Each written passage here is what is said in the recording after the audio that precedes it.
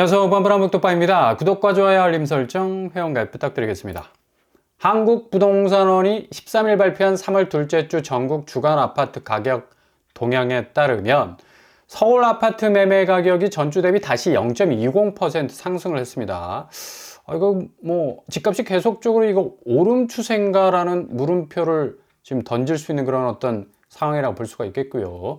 구체적으로 매매 가격 지수 변동률을 보면 서울이 0.14에서 0.20포인트로 올라서고 있는 걸 볼 수가 있죠.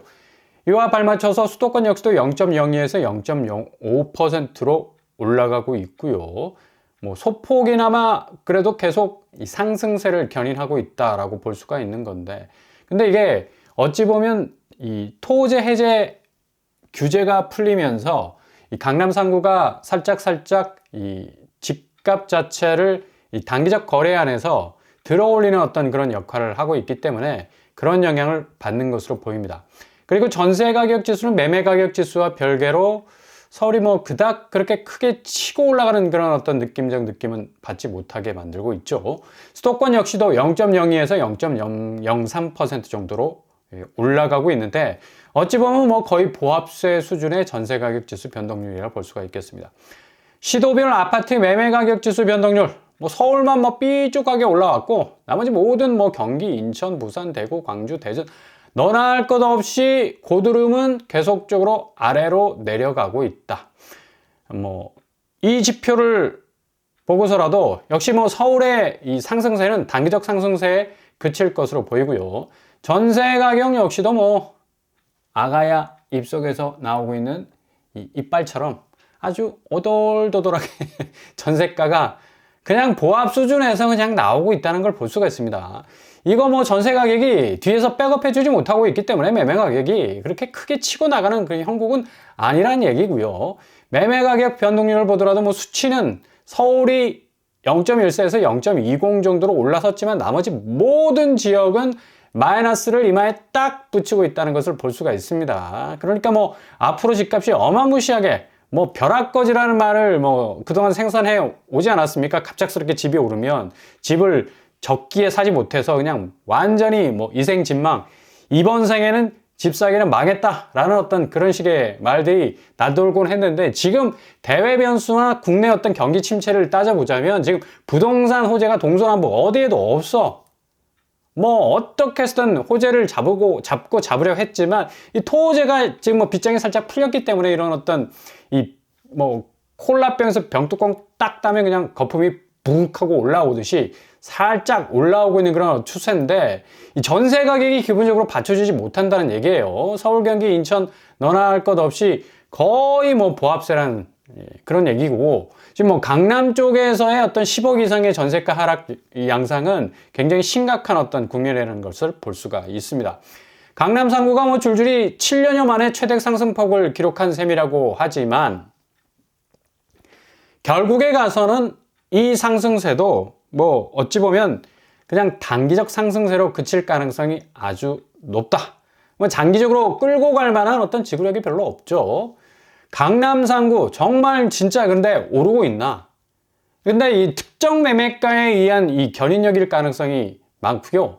소수의 이런 견인력이 전체 시장을 지배하기에는 지금 이 자본시장의 흐름이 미국발 변수, 고금리, 고환율, 고물가 이 압박 때문에 더 이상 자산가치, 올드한 자산가치의 아파트 시장이 다시 이전처럼 가격이 엄청나게 올라서기란 좀 어렵다라고 볼 수가 있습니다. 마른 장작은 거의 타들어가고 있어. 그러니까 캠파이어 지금 다 끝나고 있습니다. 살짝 기름 뿌려가지고 불을 붙였지만 이 집값이 영구적으로 올림픽 기간에 성화봉송 딱 불 붙인 거 그 기간 끝나면 끝나잖아. 마찬가지입니다. 토지의 어떤 기대감과 호가의 상승세는 한계가 있다라는 얘기고요. 이런 한계가 고스란히 지금 집값에 장기적으로 영향을 끼칠 거다라는 그런 어떤 전망을 내놓기에는 너무 설익었다라고 말씀을 드릴 수가 있겠습니다. 2025년 2월달 거래량은 조금 늘었습니다. 4,766건으로 지금 올라서고 있는데, 이거 당연하죠. 1월부터 시중은행이 대출 빗장을 살짝 열었어요. 왜냐? 대출 총량제 작년 2024년 12월부로 끝났거든. 다시 리세팅이 되는 겁니다. 그러니까 총량제가 다시 시작이 되니까 얼마든지 시중은행은 주담대를 내줄 수가 있는 거예요. 비대면에서는 전혀 뭐 대출 가능 여부가 타진이 되지 않았던 그런 어떤 상황이 문제 비대면도 활성화가 되기 시작을 했고요. 문제는 금리란 얘기예요. 금리만 바라본다면 이렇게 거래량이 쭉 하고 올라올 수 없는 건데, 그래도 한국 사람들은 뭐 유전인자 속에서 이 아파트 웬만한 거 내가 갖고 있으면 안전자산이라는 본능적인 어떤 생각이 인처럼 딱 박혀있기 때문에 이렇게 2월달 4,766건이 올라올 수밖에 없는 겁니다. 그러나 실질적으로 강남구에서의 어떤 거래, 지금 토제 해제가 돼가지고 뭐 거래가 활발하게 막 진행이 되면서 막 집값이 올라갈 것 같지만 3월달 거래가 딸랑 30건에 그칩니다. 그리고 서초구 3월달 3건에 그칩니다. 송파구 13건이야. 아니 이렇게 지리멸렬 거래량이 팍팍 죽어가고 있는데 지금 어떻게 매매가가 더 올라갈 수 있는 어떤 궤적을 만들 수가 있겠습니까? 물론 단기적 거래에서 어떤 이 입지의 어떤 상단에 있는 아파트들이 자체 경쟁력을 발휘해서 뭔가 매입할 수 있는 수요들을 끌어들일 수 있는 그런 어떤 상황은 됐어요. 그러나 이 부분이 전체적으로 부동산 시장 자체의 어떤 집값을 끌어올릴 만한 견인형은 되지 못한다라고 말씀을 드릴 수가 있는 겁니다. 그래서 강남구 지금 뭐 가격대를 보더라도 지금 일주일 상간에 2억씩 빠지는 곳들 많고요. 역시 뭐 상승폭은 뭐 살짝 늘었다고 할 수 있겠지만 하락폭은 조금씩 이렇게 줄어가는 어떤 그런 추이에 있다고도 볼 수가 있겠고요. 전세가 역시 뭐 일주일 거래 상간에 뭐 고스란히 약세 현상 계속적으로 보여주고 있는데, 압구정동, 대치동, 도곡동 뭐 등등등 개포동 해서 11억, 9억, 8억 정도로 계속적으로 전세가 약세 현상은 고스란히 보여주고 있다는 얘기입니다. 이런 지표를 보더라도 강남 하락폭은 좀 줄었어요. 토제 해제, 규제, 빗장 풀기로 말미암아. 그러나 본질적으로 거래량은 회복되지 못하고 있다. 토제 규제 철폐 일시적 영향으로 볼 수 있고, 그리고 대출금리 인하, 그리고 리세팅된 은행의 대출 자금의 어떤 총량제가 풀렸기 때문에 이런 양상이 지속이 되고 있는 건데, 자금이 흐르면 수요는 배를 띄울 수밖에 없다. 한국의 어떤 운명처럼 느껴지는 이 부동산 시장의 분위기 딱 지금 적용이 되고 있는 건데, 문제는 금리 부분입니다. 금리 부분.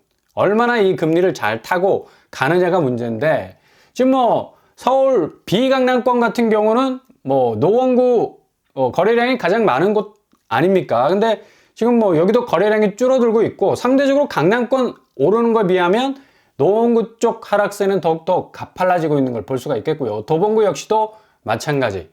동대문구 역시도 뭐 입주 물량 지금 뭐 빵빵하기 때문에 전세가가 지금 하락하면서 매매가가 동반해서 떨어지는 그런 어떤 추세를 보여주고 있고요.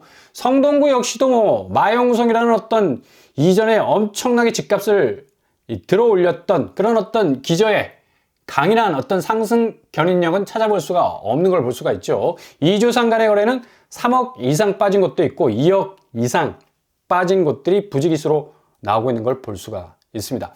이렇게 뭐 강남과의 격차가 점점 벌어지는 것 같지만, 결국에 가서는 강남 아파트들도 급매에서 뭔가 치고 올라가는 분위기지, 전반적인 거래량을 따져볼 때는 그닥 그렇게 강남과 비강남의 어떤 엄청난 이 격차가 막 벌어지는 그런 어떤 분위기는 아니란 얘기입니다. 결국에 가서는 좀 덜 떨어지고 더 떨어지고의 차이예요. 그럼 결국에 가서는 이 격차가 해소될 수밖에 없는 거예요.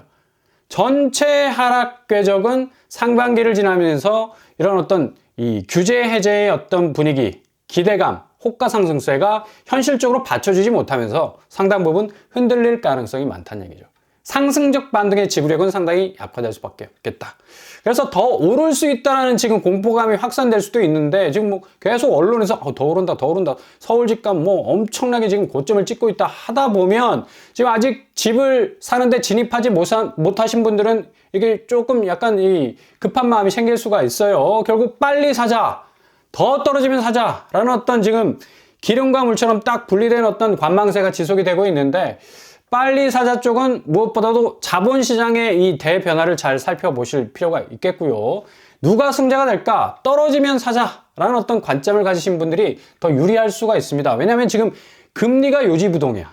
은행에서 금리 내린다 하지만 지금 미국발 연준의 이 기준금리가 뭐 지금 요지부동 동결 내지 인상으로 갈 수도 있고 뭐 2025년에 1회에서 많게는 한 5회 정도 인하할 수 있을 가능성도 점쳐지지만 이 트럼프가 관세 정책을 어떻게 운영하느냐에 따라서 한국의 자산시장은 달라질 수 있다는 얘기입니다. 그래서 틈새를 노리시라. 빨리 떨어진 가격, 그러니까 구축의 금매도 노리시고 그리고 무순위 줍줍 그리고 도심 공공복합 사업에서 나오는 공공분양, 이삭죽기가 필요한 그런 때라고 볼 수가 있겠죠. 이런 의미에서 서울에서 나오는 롯데캐슬입니다. 롯데캐슬 리버파크 시그니처. 야, 이름 좋죠.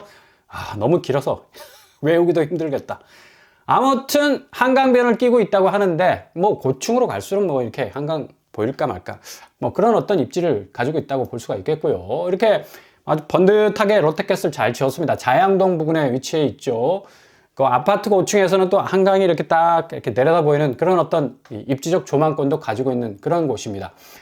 세대수는 878세대, 거의 뭐 1000세대에 가깝고요. 사용 승인일이 2023년에 났어요. 입지는 광진구 자양동에 위치해 있습니다.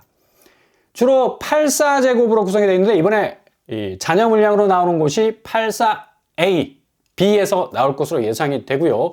여기 뭐 기존의 분양가가 8억 정도였는데 지금 뭐 매물로 나온 분양가가 한 23억 정도 되는 것을 알 수가 있습니다.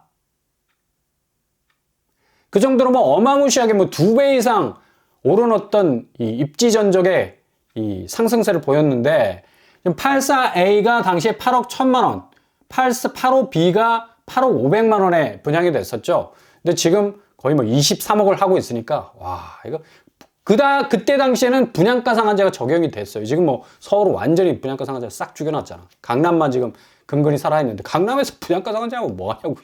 기본적으로 15억, 20억 하는데 아무런 의미가 없는 분양가 상한제야. 그러니까 그 당시 비강남권에서 했던 분양가 상한제를 해야지 이게 청약이 좀 활발하게 좀 진행이 되고 서민들도 뭔가 좀 저비용으로 가가지고 좀 반토막 분양가 딱 치고 들어가가지고 뭔가 자산 가치를 좀 늘려나갈 수 있는 기회가 생길 수가 있는데 이 분양가 상한제가 없어져 버렸으니까 지금 무슨 일을 노릴 수밖에 없는 겁니다. 20% 계약금 치고 들어가게 되면 뭐 한 2억 정도면 뭐 여기가 전세가 주변이 9억 정도 하니까 분양가가 8억 정도라고 치면 상당히 이점이 있을 수 있는 그런 어떤 잔금을 커버할 수 있는 그런 부분이 있을 수 있겠죠. 아무튼 롯데캐슬 리버파크 시그니처, 이름도 어렵다. 잘 기억해 두셨다가 나오면 바로바로 틈새를 노리실 수 있길 바랍니다.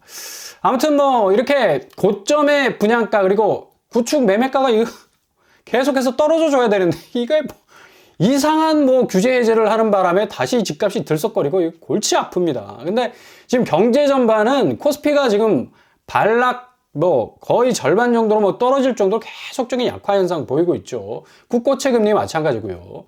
그리고 모든 어떤 이 자본시장의 흐름이 그렇게 자금이 원활하게 돌아가질 못해. 그리고 뭐 가계빚이 뭐 이번 달에 3조 이상 늘었다고 하잖아. 그만큼 지금 착시 현상에 속아서는 안 됩니다. 자칫 잘못해서 이게 뭐 오판에 의해서 집을 덜컥 사버리면 그냥 평생 맷돌 갈 수도 있다는 얘기예요. 영끌하시면 안 된다는 얘기예요. 지금 상황에서.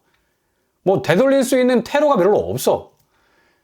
지금 뭐 신용 대출까지도 뭐 신용카드 대출까지도 14% 금리 찍고 15%, 16% 가는 그런 어떤 그 신용카드 회사도 있어요. 계속해서 이런 대출 부분이 지금 뭐 마땅히 가상금리 내려서 주담대금리 내렸다 하지만 우회적으로 두드리고 들어가 보면 시중은행 그 대출금리 자체가 체감적으로 전혀 와닿질 않아. 그리고 무회적으로 가니까 이렇게 14% 금리를 어떻게 버티냐. 이렇게 되다 보니까 연체율이 3.1% 올라가잖아요. 지금 미국도 난리가 났어요. 지금 금리 다 오르고 있습니다. 월 1월 주택거래 역대 최저치를 지금 찍고 아니 지금 골디락스라고 부리는 미국의 호황기임에도 불구하고 주택시장 굉장히 지금 부진한 그런 어떤 면모를 보여주고 있는데 뭐 주담대금리도 뭐 5%까지 내려왔다는 실질적으로 적용이 되면 7%에 육박하다는 얘기예요. 그만큼 지금 뭐 우리은행, 뭐 NH농협 같은 경우도 상당 부분 상당금리가 거의 6.97%, 7%에 가깝기 때문에 금리 부분을 조심하셔야 된다는 얘기입니다. 이 포인트 잡지 않으면 자칫 오판에서 참 엄청난 손실을 볼 가능성이 많아요. 그러니까 조심조심 잘 접근하실 수 있기를 바랍니다.